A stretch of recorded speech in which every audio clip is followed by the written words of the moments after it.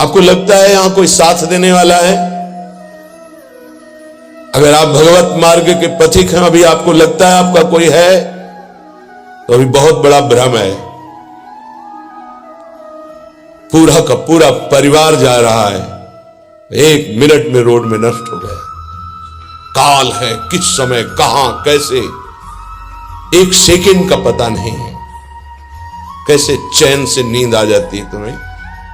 ये जो दुर्वासना के नाश की कृपा है, ये आपकी दिनचर्या है, ये सैकड़ों दुर्वासनाओं को भस्म कर देगी।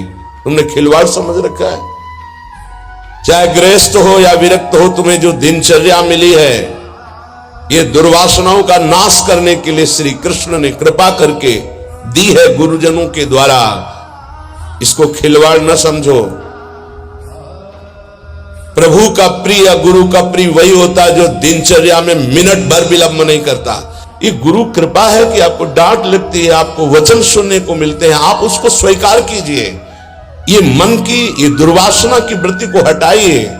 सुविधा भोगी बनने वाला कभी सच्चिदानंद का साक्षात्कार नहीं कर सकता। जानबूझ करके सुविधाओं का त्याग होता है, सुविधाओं में रहते हुए, और परमात्मा प्राप्ति की विकलता प्रकट की जाती है। समझ में नहीं? राग द्वेष की वृत्तियां, शरीर विलासिता की वृत्तियां, खाने पीने की वृत्तियां, सुख भोगने की वृत्तियां कितने दिन चलेंगी? मरना है, मरोगे।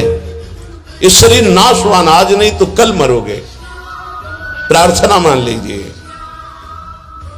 तपलोक और महालोक, जनलोक में सब सिद्धजन निवास कर रहे हैं, जो सृष्टि में प्रकट होते हैं और सृष्टि के बाद लय होते हैं।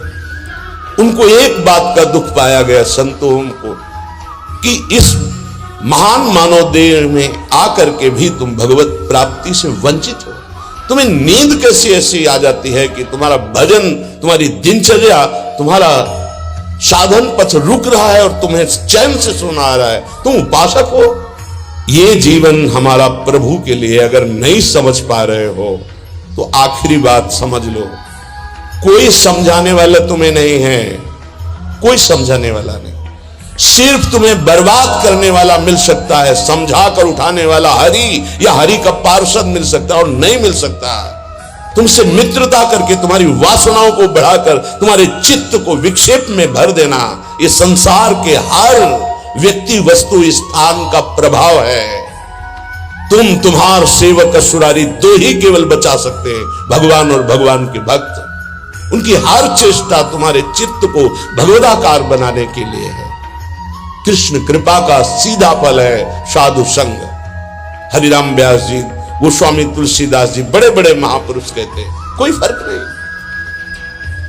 कैसे मनुष्य शरीर को तुमने प्राप्त करके नाश करने की ठान ली है कि हम जो मन आएगा सो करेंगे। यहां बैठने मात्र से भगवत प्राप्ति है। क्यों?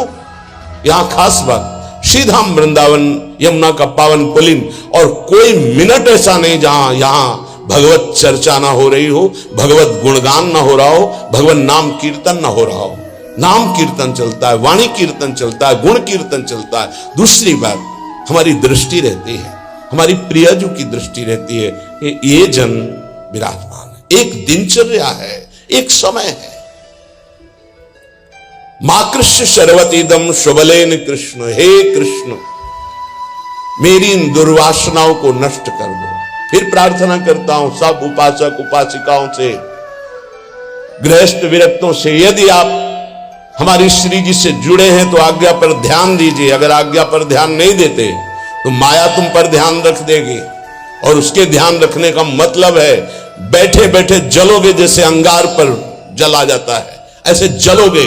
दुर्वासना तुम्हें जला देगी, तुम्हें पता नहीं है। जब अपनी जीवनी शक्ति प्रभु की तरफ लगती है तो हरि गुरु को शीतलता प्राप्त होती है, वो प्रसन्न होते हैं।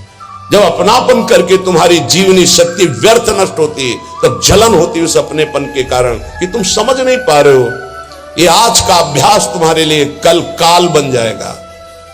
गलत अभ्यास तुम्हारे लिए कल ये प्रमाद बन जाएगा। प्रमाद ही मृत्यु है, शास्त्रों में वर्णन है।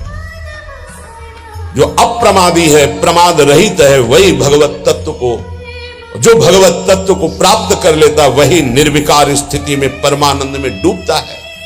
मानो हम लड़खड़ा रहे हैं लेकिन चल रहे हैं अपने रास्ते पे, रास्ता ही नहीं। उपासक को यहां कोई साथ दे